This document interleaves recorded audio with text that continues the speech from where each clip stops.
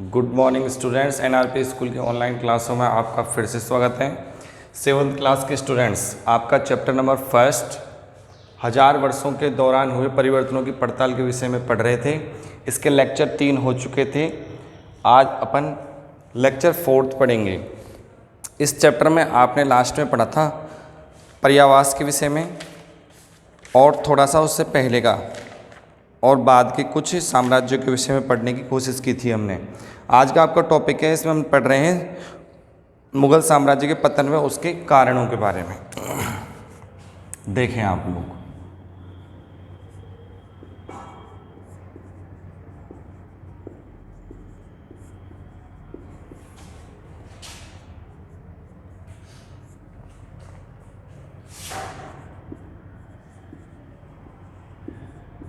उसके कारण।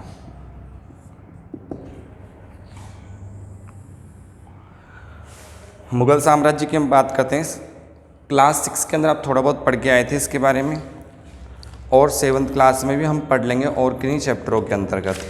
आपने देखा बाबर के पश्चात, बाबर के आने के पश्चात भारत में मुगल साम्राज्य की स्थापना हुई और नींव रखी गई। 1526 ईस्वी के पश्चात पानीपत का प्रथम विश्व युद्ध हुआ। उसके पश्चात यहाँ पर मुगल साम्राज्य स्थापित हुआ और लंबे समय तक चला, लगभग 1707 ईस्वी तक रेगुलरली। इसमें किसी का दखल नहीं था, ना ही किसी दूसरे क्षेत्र के राजाओं, महाराजाओं या साम्राज्य की स्थापना हो पाई थी। बड़े क्षेत्र में मुगल साम्राज्य ही था। देखें, अपनी बुक के अंदर चैप्टर में ज़्यादा कुछ नहीं बताया गया है, थोड़ा सा चैप्टर में बताया, इस आधार पर बताया गया है कि मुगल साम्राज्य था कि नहीं, दूसरी शक्तियों के साथ मिलकर उसने अपने साम्राज्य को स्थापित किया, जिसके लिए उन्होंने भारतीय क्षेत्र में, भारतीय उपमहाद्वीप में स्थापित पहले से छोटे छोटे राज्यों और अन्य राज्यों से मिलकर अपने राज्यों को एक बड़ा रूप प्रदान किया था और उसका विस्तार करते चले गए थे। तो देखिए, पतन के विषय की बात करते हैं हम औरंगजेब से।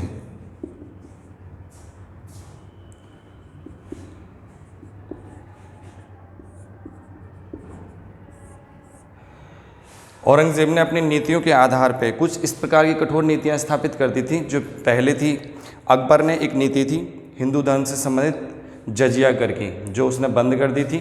लेकिन कुछ समय पश्चात आने वाली पीढ़ियों में औरंगजेब ने उस नीति को वापस से शुरू किया। शुरू करने के बाद में उसने हिंदुओं के प्रति और शिया मुसलमानों के प्रति एक धार्मिक नीति अपनाई थी, जिसके कारण शिया मुस्लिम व हिंदू लोग उसके विरोध में हो गए। ठीक है स्टूडेंट्स, ध्यान दीजिए, औरंगजेब की धार्मिक नीति यही है। तो औरंगजेब ने अपनी धार्मिक नीति के अंतर्गत क्या किया? मुस्लिम धर्म का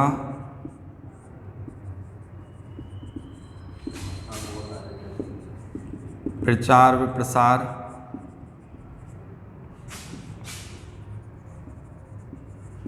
अधिक कठोरता से किया। वे देखो, एक तो मुस्लिम धर्म का प्रचार प्रसार बहुत कठोरता से किया, साथ में जो शिया मुस्लिम थे और हिंदू लोग थे उनका विरोध किया।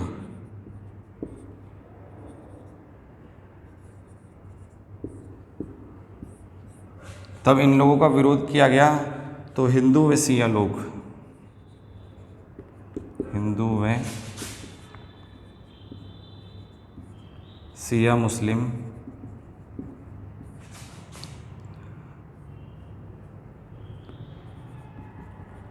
शासक के विपरीत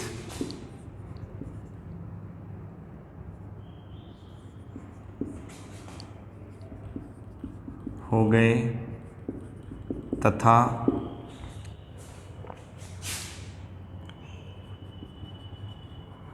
शासक से अपने को अलग कर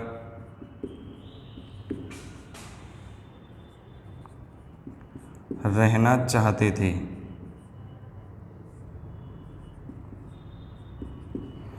है कोई स्टूडेंट्स? ठीक है, ध्यान दीजिए। मुगल साम्राज्य के पतन का अर्थ था कोई किसी क्षेत्र का विस्तार हो रहा है या कोई बढ़ रहा है। जैसे मान लीजिए मैं कहता हूँ मैं आज इस पॉइंट पे हूँ, मैं कल यहाँ हो गया, परसों यहाँ हो गया, अगले दिन यहाँ, उससे अगले दिन यहाँ, इससे अगले दिन यहाँ, तो ये मेरा विस्तार हो रहा है। ठीक है, ये मैं बढ़ रहा हूँ, बढ़ावा मिल रहा है। इसको कम होना, ये वापस से नीचे की ओर आना, इसका ये कहलाता है पतन।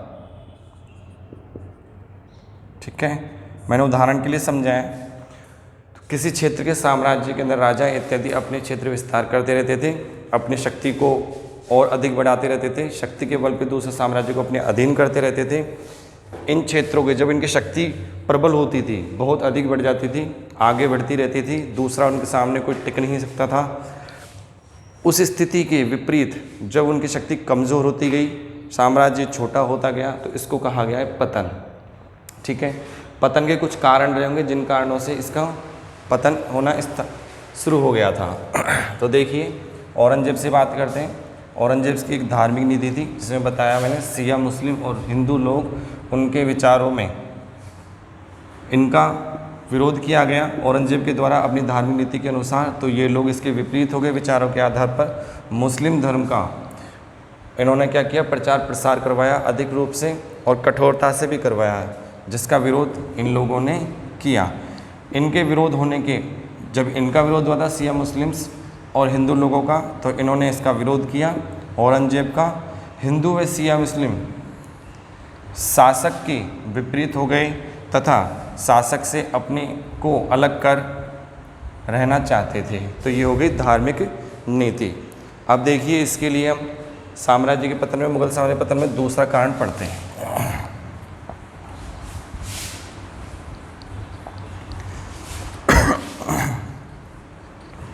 स्टूडेंट्स, मैं उम्मीद करता हूं कि आपको जो चैप्टर लेक्चर के माध्यम से समझाया जा रहा है आपको समझ में आ रहा है, और आप उस चैप्टर को अधिक से अधिक पढ़ें और उनके क्वेश्चन दिए हुए क्वेश्चंस को याद कीजिए, ताकि आने वाली कक्षाओं में आप अपने को सबसे आगे कर सकें और अधिक से अधिक अंक प्राप्त कर सकें। दूसरा है आपका सामाजिक कारण।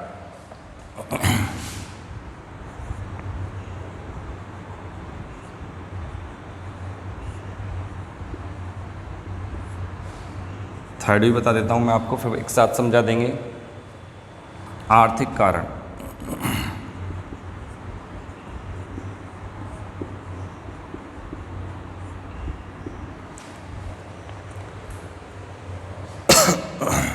फोर्थ देखिए,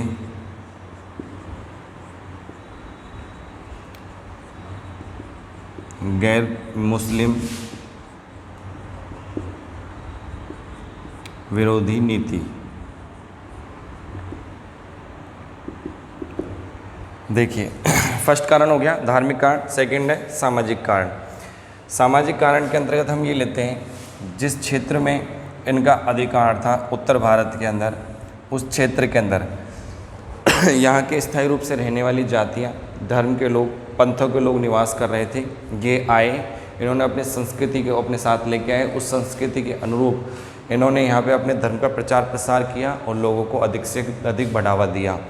धार्मिक रूप से इनका धर्म यहाँ पर पहले के धर्मों के मुकाबले अधिक रूप में विस्तृत होता गया या उसका विकास हुआ। सामाजिक कारण के रूप में जब हम किसी क्षेत्र में जाते हैं, मानो आप किसी ए क्षेत्र में निवास कर रहे हो और आप किसी बी क्षेत्र में जा रहे हो, ठीक है, ध्यान दीजिएगा। ए क्षेत्र में निवास कर रहे हो, यहाँ आपका खान पान व रीति रिवाज जिस प्रकार का है वैसा बी स्थान पर नहीं है। यहाँ का खान पान ए से भिन्न है, ठीक है। लेकिन ए स्थान से आप जा रहे हो तो आप अपने साथ में अपना खान पान रीति रिवाज यानी संस्कृति को साथ लेके जाओगे, ठीक है। लेकिन बी पे जाओगे, वहाँ उस स्थान पे तो वहाँ पे अलग है। आप इसको उसके साथ सम्मिलित करोगे, ठीक है, और दोनों के सम्मिलित होने पर ए बी स्थान की जैसी अनुभूति होगी। यानी मान लीजिए यहाँ पे कुछ भी खा रहे हो आप, इस जगह पे आप गेहूं का सेवन कर रहे थे भोजन के रूप में और यहाँ आप चावल का कर रहे थे, तो अब ए और बी स्थान पे आप गेहूं और चावल दोनों का सेवन कर लोगे धीरे धीरे, क्योंकि आप गेहूं खा रहे थे, वहाँ चावल मिल रहा है अधिक रूप में, तो ये दोनों संस्कृति आपने इनको कुछ सिखाया, इनसे आपने कुछ सीख लिया। तो उसी प्रकार से यहाँ के सामाजिक क्षेत्र में जाने के पश्चात इन्होंने अपनी संस्कृति को आगे बढ़ाया। आगे बढ़ाने के साथ साथ अपने संस्कृति के खान पान, रीति रिवाज, पहनावा, बोलियाँ सबको सम्मिलित करते गए। लेकिन इन्होंने जब उनके साथ में इनको सम्मिलित किया तो उस क्षेत्र के लोगों को, यानी जिस क्षेत्र में भारतीय उपमहाद्वीप में ये आए थे, इस क्षेत्र के लोगों ने ये अनुभव किया कि उनकी संस्कृति कमज़ोर हो रही है और ये अपनी संस्कृति को बलवती करते जा रहे हैं। ध्यान दीजिएगा,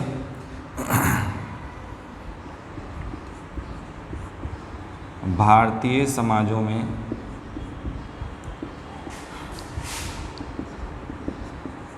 बढ़ती नई संस्कृति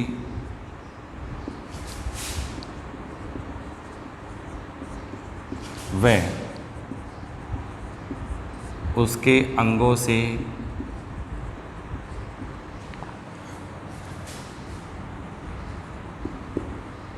यहाँ के लोगों ने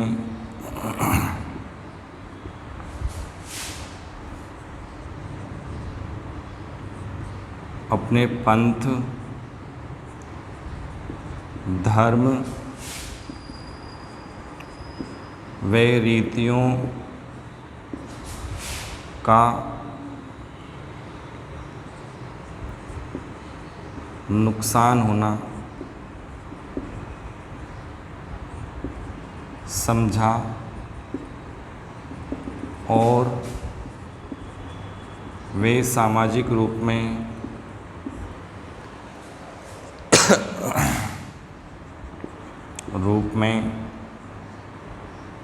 संगठित होकर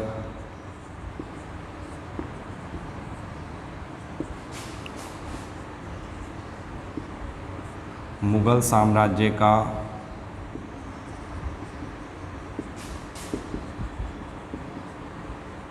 विरोध करने लगे। ठीक है स्टूडेंट्स, सामाजिक कारण दोबारा समझ लीजिए। भारतीय समाजों में बढ़ती नई संस्कृति व उसके अंगों से, संस्कृति के अंग, संस्कृति के बारे में बताया। संस्कृति में सब कुछ आ गया, खान पान आ जाता है, रीति रिवाज आ जाता है, कपड़े आते हैं, पहनावा आ गया, आपके आभूषण इत्यादि आ गए, किस प्रकार की भाषाएं, बोलियां, सब कुछ उसके अंदर सम्मिलित कर दिया जाता है। तो उसके अंग यानी संस्कृति और उसके अंदर सम्मिलित सभी रूपों से यहाँ के लोगों ने अपने पंथ, यानी यहाँ जो पहले से स्थापित लोग थे उन्होंने अपने पंथ, जिस पंथ को मान रहे हैं, धर्म को मान रहे हैं या रीतियों को मान रहे हैं, उनका नुकसान, उन्होंने सोचा कि हमारी संस्कृति का इस नई संस्कृति और उसके अंगों के द्वारा नुकसान होना प्रारंभ होगा। तो नुकसान होना समझा और वे सामाजिक रूप में संगठित होकर मुगल साम्राज्य का विरोध करने लग गए। यानी किसी इस प्रकार से कुछ सामाजिक रीतियाँ स्थापित कर दी थी मुगल साम्राज्य के अंतर्गत, जिनसे उन लोगों ने समझा कि हमारा पंथ या रीतियाँ समाप्त होती जा रही है या कमज़ोर होती जा रही है या हमारे सामाजिक रूप में दखल दिया जा रहा है, तो उन्होंने विरोध किया। ठीक है स्टूडेंट्स, इसका थर्ड देखिए,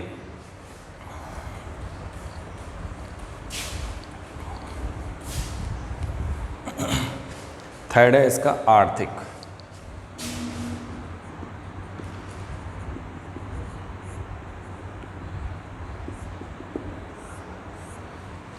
देखिए आर्थिक जो शब्द होता है आपका, आर्थिक कारण की बात कर रहे हैं।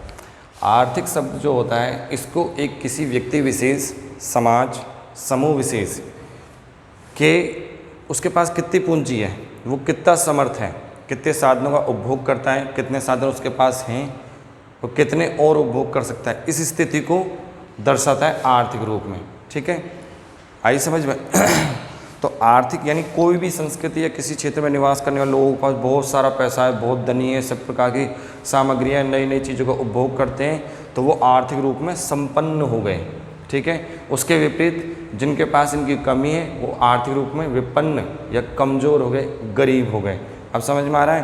तो आर्थिक कारण देखिए मुगल साम्राज्य ने, यानी मुगल साम्राज्य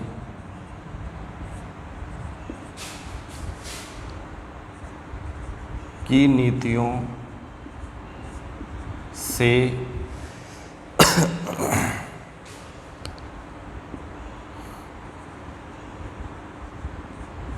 शासक वर्ग ने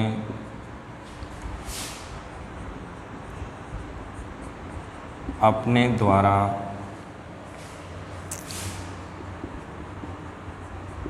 लोगों पर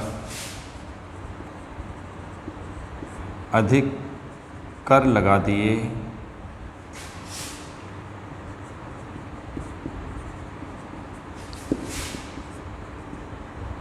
जिनको चुकाना अब सामान्य जनता के लिए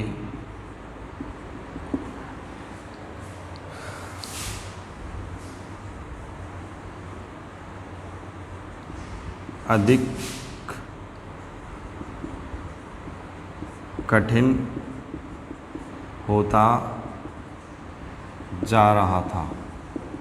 ठीक है, आर्थिक कारण में सामान्य रूप से हम ये समझ सकते हैं कि मुगल साम्राज्य के समय, यानी मुगल साम्राज्य की नीतियों से शासक वर्ग ने अपने द्वारा लोगों पर आर्थिक अधिक कर लगा दिए, जिनको चुकाना अब सामान्य जनता के लिए अधिक कठिन होता जा रहा था। यानी विभिन्न विभिन्न प्रकार के कर लगाए जा रहे थे। अगर किसी व्यक्ति की आमदनी 100 रुपये है तो वो लगभग 80 रुपये तो करों में ही चुका रहा था, 70 से 80 रुपये। तो ऐसी स्थिति के अंदर सामान्य लोगों ने उनका विरोध आसानी से करना प्रारंभ कर दिया और उनके विरोध में आ गए और मुगल साम्राज्य का पतन शुरू हो गया। इसका अगला पॉइंट देखिए,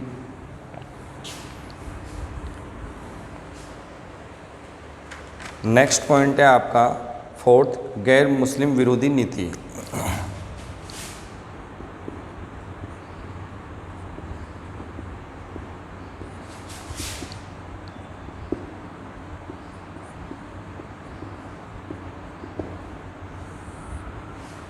औरंगजेब ने अपनी मृत्यु यानी 1707 ईस्वी से पहले इस प्रकार की नीतियों को स्थापित करवा दिया था, जिसके अंतर्गत गैर मुस्लिम यानी मुस्लिम धर्म को नहीं मानने वाले लोग, यानी मुस्लिमों के अलावा, यानी जो मुस्लिम नहीं थे, मुस्लिम के अलावा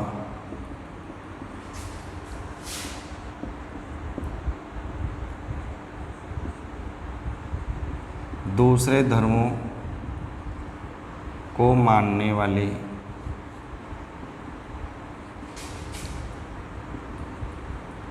लोगों के प्रति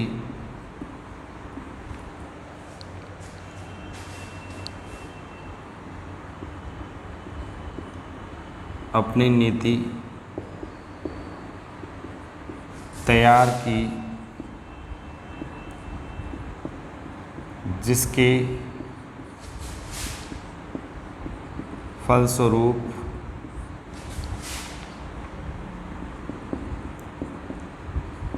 गैर मुस्लिम लोगों ने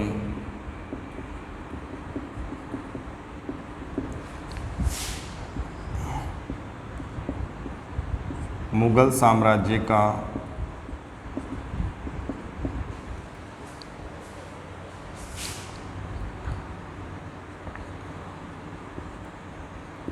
विरोध किया।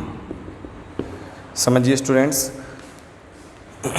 गैर मुस्लिम विरोधी नीति मुगल साम्राज्य के अंतिम जो शासक कह सकते हैं हम उस समय प्रबल था, तो उसमें सबसे प्रबलों के अंदर लास्ट वाले की बात करते हैं, औरंगजेब की। उस समय की बात है, तो पतन वहीं से स्टार्ट हो रहा है 1707 ईस्वी के आसपास।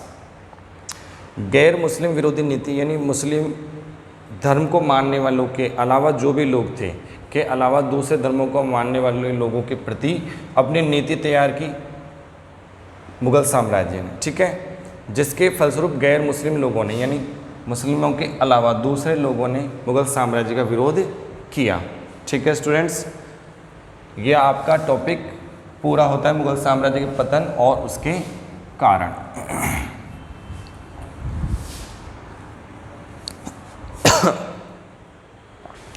इसके बाद दूसरा आप टॉपिक देखिए आज का, पुराने और नए धर्मों के बारे में देखते हैं।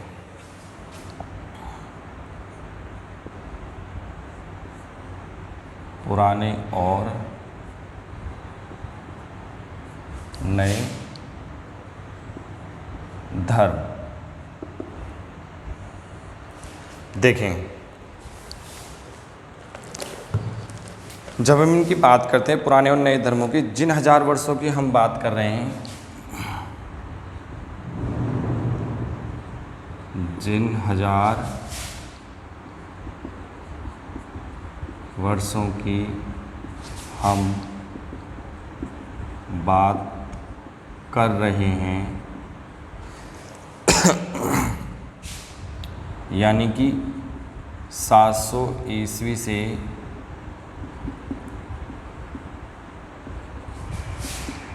1750 ईस्वी के मध्य की बात कर रहे हैं। उस समय में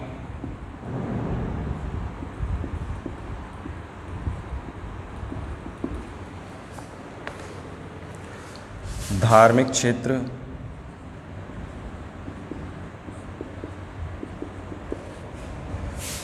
में भी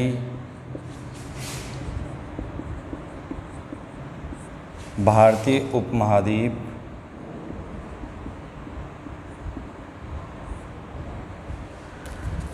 क्षेत्र में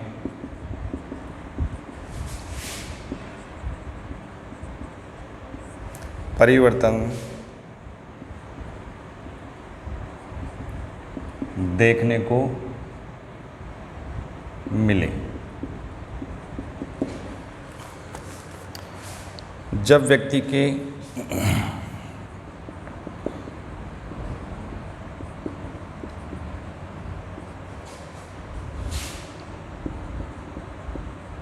दैविक एवं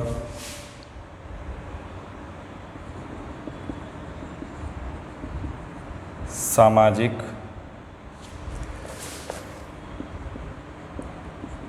रूप से उनकी आस्था व धर्म के रूप में परिवर्तन होता है,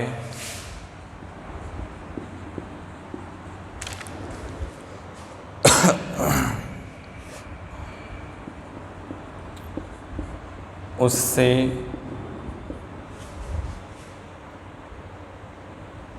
लोगों की आस्थाओं में भी परिवर्तन आता गया। आज हम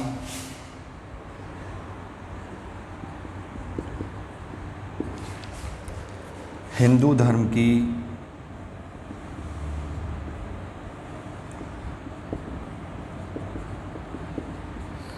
बात करते हैं।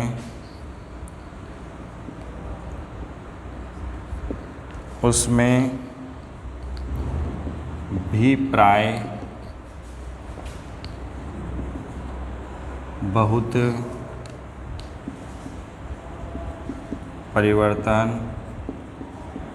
हुए हैं।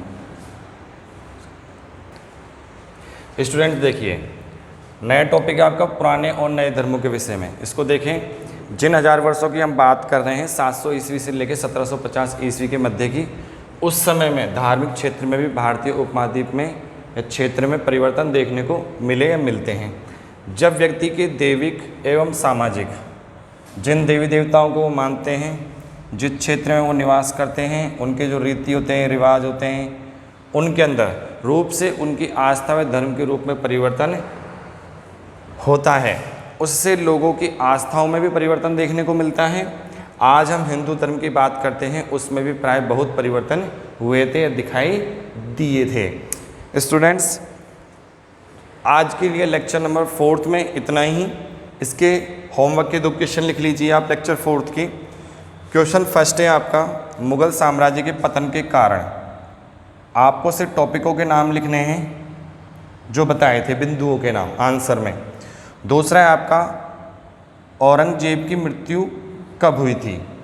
इसकी डेट मैंने बताई थी, वीडियो में सुनी होगी आपने, 1700 और कुछ करके, वो देखिएगा आप।